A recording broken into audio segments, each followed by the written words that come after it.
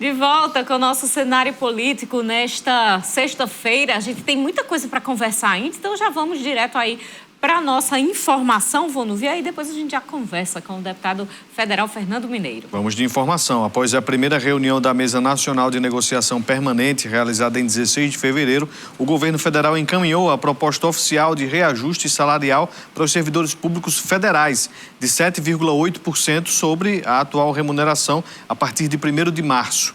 Para os servidores, no entanto, a proposta do governo está muito aquém das exigências e necessidades dos servidores públicos, que estão ao menos 6 anos sem reposição da inflação e 4 anos sem qualquer reajuste. A próxima reunião das entidades representativas dos trabalhadores com o Ministério da Gestão e Inovação em Serviços Públicos está marcada para 28 de fevereiro, próxima terça-feira, às 2h da tarde. No mesmo dia, os fóruns das entidades nacionais de servidores devem realizar um ato de mobilização em frente ao Ministério. Pois é, tá aí. Primeiro ato de mobilização, os servidores públicos trabalhando, dialogando, já teve a rodada de negociação junto ao governo federal, mas existe uma expectativa maior ainda por ser o governo do Partido dos Trabalhadores em relação a isto. Será que vai continuar diálogo, eles vão ter sucesso ou deverá haver alguma greve já neste primeiro ano do governo Lula, na sua opinião, deputado? O diálogo vai continuar. O próprio Lula, eu tenho participado de eventos assim muito importantes em Brasília. Eu participei da instalação, né, do grupo de trabalho para pensar a questão do aumento, né, do salário mínimo, né, da pactuação, da revisão da legislação. Participei, né, do lançamento da política, né, pró-catadores. Né? Semana que vem vou participar, né, do relançamento do CONSEG, que é o Conselho Nacional de Segurança Alimentar. Tem participado de momentos muito importantes. Em todos eles, o Lula fala o seguinte, ó, a sociedade precisa se organizar para reivindicar. E não tem nem, você viu aí, né? Primeira vez depois de 6 anos que tem uma mesa de negociação, não é? Então, para nós, a gente que vem dessa caminhada, não é? É muito bom que assim seja, não é? Pode ter greve? Pode, e é natural que tenha. Qual é o problema? Né? O governo vai ter, né, os seus limites, os servidores, as servidoras terão as suas demandas. Não tem nenhum problema. Ter greve não é nenhum bicho de 7 cabeças, né? Até porque eu fico brincando, nós ensinamos as pessoas, aprendemos e ensinamos as pessoas a fazer greve e a lutar. Não tem nenhum problema. Mas sabe qual é a diferença? Que não é tratado greve com desrespeito, não é tratado assunto de polícia, não é tratado enganando as pessoas. Com os dados na mesa, com muita transparência. Se não fosse assim, não teria a mesa de negociação, não é? Não é tratado como se fossem inimigos, não. É justo, é legítimo que os servidores e servidoras reivindiquem. O governo vai apresentar. Nós vamos estar lá tentando contribuir e ajudar também. Então, muito tranquilo em relação a isso. E, como eu disse, o próprio Lula fica incentivando. Olha, todo mundo tem que se organizar e lutar e buscar os seus direitos. É isso que a sociedade é uma sociedade viva. É uma sociedade que quer melhorar e quer avançar. E será tratado com todo respeito. Deputado, já que a gente está falando sobre isto, qual é o entendimento do senhor sobre o piso do magistério, o piso da enfermagem? Porque muitos estados e municípios reclamam que não têm condições de seguir com os pagamentos destes reajustes. Fala-se também em mudança da legislação a nível de Congresso Nacional. Qual é a compreensão do senhor? Não, primeiro, os pisos, né? Vamos falar do piso do magistério, é lei, né? Assim como o piso da enfermagem também teve esse contratempo do piso da enfermagem na questão da implementação e está se buscando uma solução orçamentária para que se discuta a sua implementação. Há que se buscar soluções, né? Eu até que acho natural que os governos ou municípios, né, apresentem as suas propostas em relação ao cumprimento. E acho mais do que natural, né, que os professores, o pessoal do magistério, até porque sou também da categoria, lute para que seja cumprido, óbvio, né? Então tem que lutar mesmo, olha, o papel do sindicato é para isso, para poder exigir, para poder cobrar, para poder mostrar, para poder encontrar as alternativas. O governo tem que ter transparência nas questões, mostrar os seus limites e buscar soluções negociadas, é isso que eu acho, né? Não tem em Brasília, por parte do nosso governo, nenhuma intenção nesse momento, de fazer mudanças em relação a essa questão. Agora, sempre, desde que o piso foi anunciado lá, né, um bom tempo atrás, foi criado o primeiro governo do presidente Lula, que é essa história. Os municípios não podem cumprir, os estados não podem cumprir, mas vêm cumprindo, né?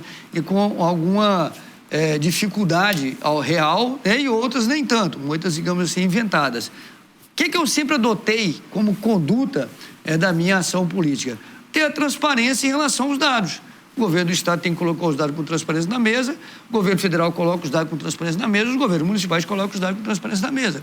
Agora, eu penso que, no caso específico da educação, eu vou falar porque já é um piso que está já em várias rodadas de reajuste, diferente do enfermagem, que está lutando para que tenha um piso, é preciso buscar uma pactuação em termos de fonte de financiamento.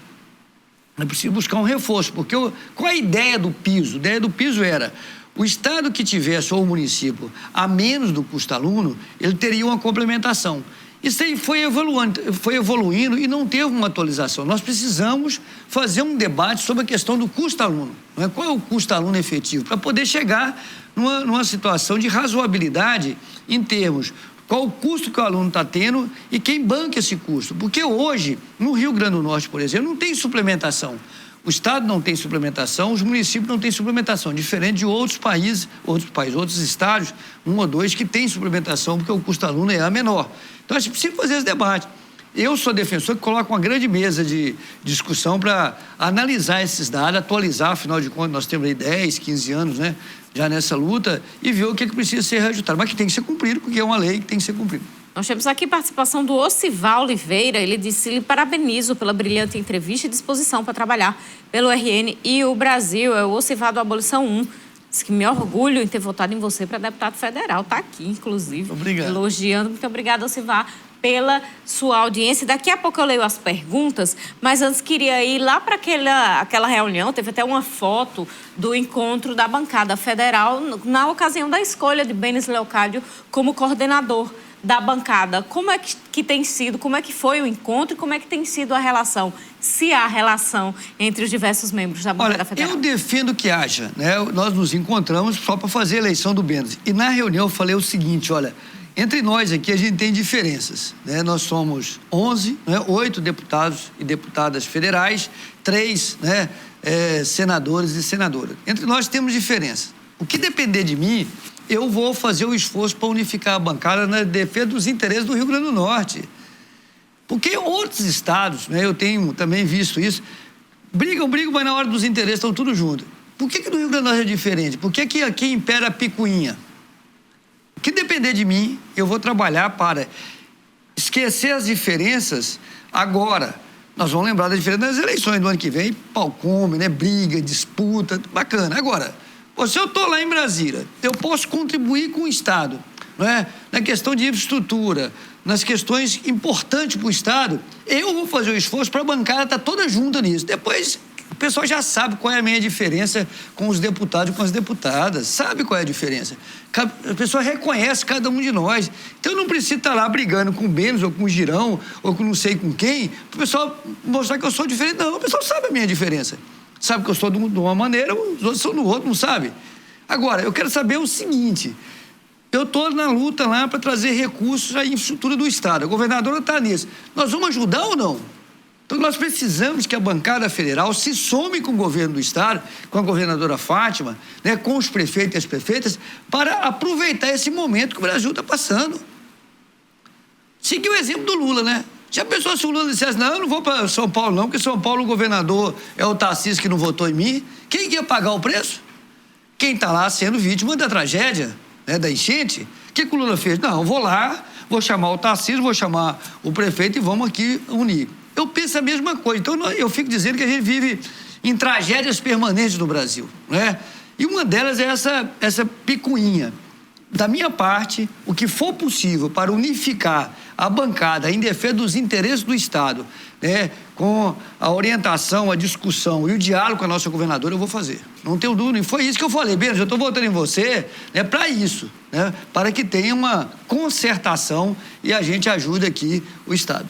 Um alô para Graça Viana, parabenizando, elogiando aqui a entrevista com o deputado Fernando Mineiro. Deputado, em relação a Mossoró, a Mossoró não tem mais nenhum deputado mossoroense. Eu sou mossoroense.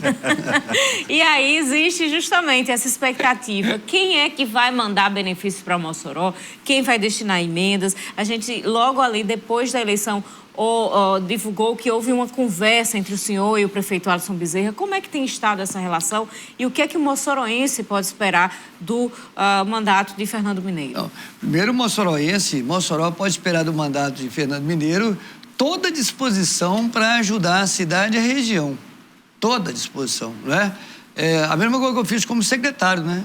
Eu viabilizei, por exemplo, o Hospital da Mulher, né? A reforma das escolas, vários projetos estavam parados aqui, não é? Então, a mesma coisa eu vou fazer isso. Segundo, eu fico dizendo, Mossoró tem um representante sim, né? Porque eu sou deputado federal do estado do Rio Grande do Norte, Mossoró, que é a nossa querida cidade, fui muito bem votada, vou honrar os votos aqui. E já estou ajudando Mossoró, viu? Quando eu vou lá, sou chamado, acionado pela reitora Cecília para acompanhar e tentar ajudar para resolver uma demanda lá no Fundo Nacional de Desenvolvimento Educacional, eu estou ajudando Mossoró. Né? Quando eu vou lá conversar com a minha querida colega, vereadora, Marley, dizer para ela, Marley, eu estou aqui à sua disposição para a gente poder pensar a demanda, estou ajudando Mossoró. Com a Alice, eu tive 2 conversas até agora. Uma por telefone, depois do primeiro turno, certo? Que eu disse para ela, Alisson, depois do primeiro turno, Alisson, como é que você está aí no segundo turno e tal? E acabou não tendo mais. E a outra conversa foi agora, que ele foi para Brasília e encontrei com ele no avião. Tava ele, tava Paulo Linhares, tava o senador Zé Agripino, viajei junto com o senador Zé Agripino ao lado dele, certo? Então, para mim, não tem nenhum problema isso, né? Todo mundo me conhece, sabe como é que eu defendo e sabe o que eu digo dentro do avião, eu digo fora do avião, o que eu digo numa sala, eu digo publicamente, não tem nenhum problema com isso. Então, estou à disposição da cidade, tá certo? Quero fazer parcerias aqui, tem a nossa deputada, a mais votada de Mossoró e do Rio Grande do Norte, que foi a nossa querida Isolda, sou parceiro dela aqui, vamos conversar como nós vamos trabalhar. Infelizmente, eu não tenho emendas no primeiro ano, né, de mandato, né, só vão ter emenda a partir de 2024, mas vou sim, e comecei a conversar sobre isso e vamos tratar. Falei, Isolda esteve lá me visitando semana passada em Brasília, ela e Francisco, eu disse, olha, vamos junto aí para ver o que a gente precisa para ajudar Mossoró. Então, eu vou vir aqui, né, para discutir com o pessoal da UFESA, como já estou discutindo com a UERN, para discutir com a prefeitura, para discutir com as organizações que tem aqui, com os empresários. Então, eu estou à disposição de quem quer que seja para somar nessa questão. Não vai ter nenhuma melindre da minha parte e não vou... E tudo que eu puder fazer para ajudar, para destravar, eu vou fazer. Não tenho dúvida. Nós temos aqui 2 participações sobre 2 temas que conversamos aqui. Vou fazer o registro e se o deputado quiser comentar. Primeiro, o Frank, ele diz, o atual presidente da Petrobras disse, disse que foi anteriormente, não como presidente, que o problema dos combustíveis poderia ser resolvido de uma canetada só irão desdolarizar o valor dos combustíveis, afinal não ganhamos em dólar. Essa foi a opinião do Frank aqui, a fala do Frank. E já nós temos aqui o Bento Carlos, ele fala sobre a reforma tributária. Ele diz, o problema é que quem elabora as leis são os que têm aviões e outros. Está citando a renda. Porém, quem paga os impostos é o trabalhador. Eles não vão atirar no próprio pé. Será impossível, na opinião do Bento Carlos. Olha, Bento, eu concordo com você, né? Em parte.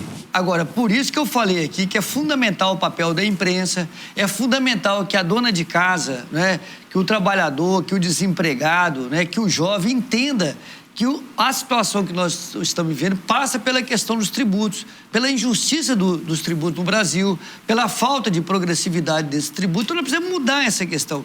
E isso não é um assunto só de economistas, porque às vezes o pessoal faz um debate muito difícil, né? Muito rebuscado. Eu digo que é proposital, para as pessoas não entenderem que a vida dessas pessoas tem a ver com a taxa de juros, né? Aqui é o que tem a ver com tem tudo a ver com a taxa de juros. Então, por isso, Pedro, eu sou mais, nem otimista, eu sou realista em relação a isso. Realista por quê? Porque eu acho que deveria ter uma reforma tributária que taxasse a propriedade e a renda de uma maneira, pelo menos o que acontece nos países, boa parte dos países do mundo, Europa, dos Estados Unidos, mas não vai acontecer isso agora. Mas se a gente fizer uma reforma tributária que já incida na questão do consumo, já ajuda muito. Essa é a primeira questão. E, Bento, vamos tentar traduzir esse assunto para o povo entender que tem que cobrar dos deputados, das deputadas, uma posição. A minha posição é clara em relação a isso. E a segunda questão é assim, nós temos que desdolarizar o preço do combustível, óbvio. né? E isso vai ser feito. Isso é um compromisso do presidente Lula, um compromisso do presidente Jean, e está se buscando as condições. Não temos mais tempo, deputado Fernando Mineiro. Muito obrigada pela entrevista no programa de hoje. Eu que agradeço a vocês. Bom final de semana e estarei à disposição sempre. Muito obrigado. Sempre bem-vindo, deputada. Você de casa, boa noite, bom final de semana. Até segunda. Um alô para o Antônio Francisco assistindo de Apodi, o Flávio e também o Luiz Aires. Muito obrigada pela audiência, todos vocês. Aproveite o final de semana. Na segunda-feira a gente se encontra. Uma ótima noite. Até lá.